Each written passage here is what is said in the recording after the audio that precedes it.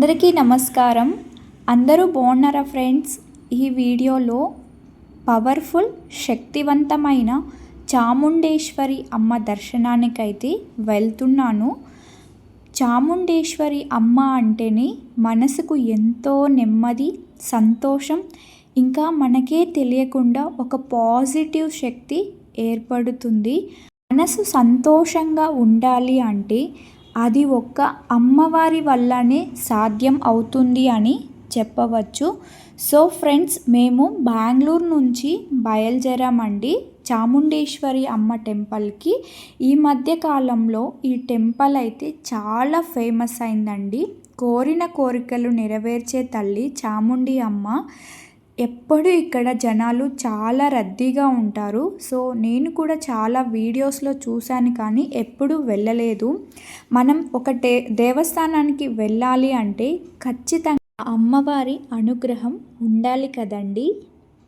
బెంగళూరు నుంచి అయితే ఈ దేవస్థానానికి 70 కిలోమీటర్స్ దూరం అయితే ఉంటుంది. సో ఈ దేవస్థానం కర్ణాటక రాష్ట్రం చెన్పట్నా తాలూకు రామ్నగర్ జిల్లా గౌడగిరి అనే గ్రామంలో అయితే ఉంటుంది. గ్రామంలో ఒక రైతుకి అమ్మవారి విగ్రహం వారి పొలంలో దొరికింది అంట. నాటి నుంచి వారి కుటుంబస్తులు అందరూ కలిసి అమ్మవారికి పూజలు నిర్వహిస్తూ వస్తున్నారంట. భక్తులు కోరిన కోరికలు ఇక్కడ అమ్మవారు ఖచ్చితంగా నెరవేరుస్తారంట. ఇక్కడ ముఖ్యంగా 7, 5, 3, 9 వారాలు టెంకాయ అనేది దొరుకుతుంది ఫ్రెండ్స్. ఆ టెంకాయ అక్కడే ఇస్తారు వాళ్ళు. 50 రూపీస్ ఏమో ఛార్జ్ చేస్తారంట.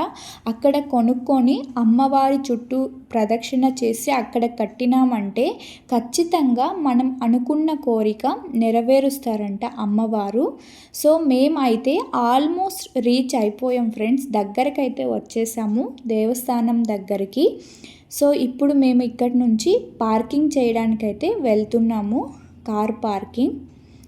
సో కార్ పార్కింగ్ చేస్తున్నాము ఇప్పుడైతే. సో పార్కింగ్ కూడా ఇక్కడ ప్లేసు చాలా బాగుందండి. వెహికల్స్లో వచ్చినారంటే మేము మార్నింగే వెళ్ళాం కదండి, ఆల్మోస్ట్ అప్పటికే వచ్చేసారు చాలామంది. అయితే రద్దీగానే ఉండింది కానీ అంత ఎక్కువ లేదండి మేము వెళ్ళినప్పటికీ. సో మనకి పార్కింగ్ ప్లేస్ నుంచే అయితే అమ్మవారి విగ్రహం కనిపిస్తుందండి. ఇక్కడ అమ్మవారి విగ్రహం 60 అడుగుల ఎత్తు అయితే మనకి కనిపిస్తుంది. పంచలోహాలతో చేయించారంట. ఇంకా అమ్మవారు ఇక్కడ 18 చేతులతో ఉంటారు. సో మేము పార్క్ చేసేసి అయితే వెళ్తున్నామండి లోపలికి. సో మనకి ఇక్కడే పూలు అన్నీ లభిస్తాయి ఫ్రెండ్స్. కావాలంటే మనం ఇక్కడే తీసుకోవచ్చు పూలు అన్నీ. సో ఇక్కడి నుంచి మేము నడుచుకొని అయితే వెళ్ళాము పార్కింగ్ దగ్గర నుంచి. తర్వాత అక్కడ కాళ్ళు చేతులు అంతా శుభ్రం చేసుకొని మనం లోపలికైతే ఎంట్రీ చేయాల్సి వస్తుంది. సో ఇక్కడైతే మనకి ఎంట్రన్స్కి దారి ఉంటుందండి. సో మేము ఫస్ట్ ఎంట్రన్స్ వెళ్తున్నాము.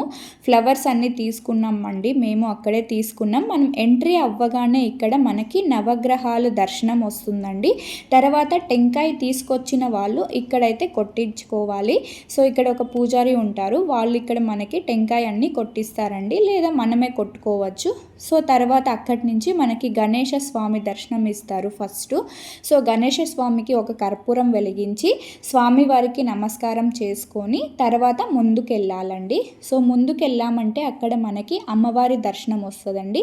అమ్మవారి దర్శనం చేసుకొని లోపలికి వెళ్తే సో అయిపోయిందేమో దర్శనం అనుకుంటారు కానీ ఇంకనే అండి అసలు కథ మొదలవుతుంది. మనకి ఫుల్ రష్ ఉంటుందండి. ఇక్కడి నుంచి లోపలికి వెళ్తే ఇక్కడ క్యూ లైన్ ఉంటుందన్నమాట. సో పోయే దారిలో మనకి ఇంకా కొన్ని దేవతలు విగ్రహాలు అయితే దర్శనం ఇస్తాయి. సో దర్శనం చేసుకుంటూ మనం అలాగే లోపలికి వెళ్ళాల్సి వస్తుంది ఫ్రెండ్స్. చూస్తున్నారు కదా ఫుల్ రష్ అయితే ఉంది. సో బెంగళూరులో కరోనా కేసెస్ స్టార్ట్ అయినాయి కదండి, చాలామంది మాస్క్లు వేసుకొని వచ్చారు అక్కడికైతే. సో మేము క్యూ లైన్ అంతా ముగించుకున్న తర్వాత అక్కడ మనకి శివయ్య దర్శనం ఇస్తారండి. శివయ్య దర్శనం చేసుకున్న తర్వాత మనం అమ్మవారి దర్శనానికి అయితే వెళ్తాము. అక్కడ మేము అమ్మవారి దర్శనానికి చూడండి ఎంత రద్దీగా ఉందో. సో ఇక్కడ లోపలికి వెళ్ళాలి, లోపల నుంచి బయట రావాలి. సో అమ్మవారి దర్శనం చేసుకొని బయట వచ్చామంటే ఇక్కడ మనకి కాయిన్స్ పెట్టే ఇది ఉంటుందండి. అంటే ఇక్కడ కాయిన్స్ పెట్టచ్చు ఎవరన్నా కానీ. సో కాయిన్ పెట్టామంటే అక్కడి నుంచినే మనకి అమ్మవారి విగ్రహం అయితే దర్శనం ఇస్తుంది. చూస్తున్నారు కదండి ఎంత రష్గా ఉందో జనాలతో, ఎప్పుడూ నిండుగా కలకలలాడుతూ ఉందండి ఇక్కడ అమ్మవారైతే. సో చూస్తున్నారు కదా మీరు కూడా, చాలా బాగుంటుంది ఫ్రెండ్స్. మీకు కుదిరితే ఎప్పుడైనా బెంగళూరు వచ్చినప్పుడు ఖచ్చితంగా వెళ్ళండి. మేము అమ్మవారిని దర్శనం చేసుకోవడానికి అయితే వెళ్తున్నాము. మనకి వెళ్ళే దారిలో కూడా చాలామంది దేవతా విగ్రహ రూపాలు దర్శనం ఇస్తాయండి. మనం అన్నీ చూసుకుంటూ వెళ్ళచ్చు స్టెప్ బై స్టెప్. చాలా బాగుంది. మనకి అన్ని దేవుళ్ళు దర్శనం ఇస్తారండి. చూస్తున్నారు కదా మీరు వీడియోలో గమనించినట్లయితే నరసింహస్వామి, వరాహస్వామి, గోపాలనాథ స్వామి అందరూ దర్శనం ఇస్తారండి. సో ఇక్కడ మెయిన్ విగ్రహం దగ్గరకైతే వచ్చేసాము. ఇక్కడ కాయ కట్టే వాళ్ళకైతే వాళ్ళు దృష్టి తీసి ఇస్తారండి అమ్మవారి దగ్గర పెట్టి. సో తర్వాత వెళ్ళి మనం కాయ కట్టాల్సి వస్తుందంట. సో ఈ విధంగా వెళ్ళామండి మేము కూడా ఈ టెంపుల్కి. సో ఇక్కడ అన్ని దర్శనం చేసుకున్నాము దేవుళ్ళని. దర్శనం చేసుకున్న తర్వాత మేము ఇక్కడ బసవన్న దర్శనం కూడా చేసుకున్నామండి. బసవన్న దర్శనం దగ్గరనే మనకి ఇంకొక అమ్మవారు ఉంటారు, అక్కడ దర్శనం చేసుకున్నాము.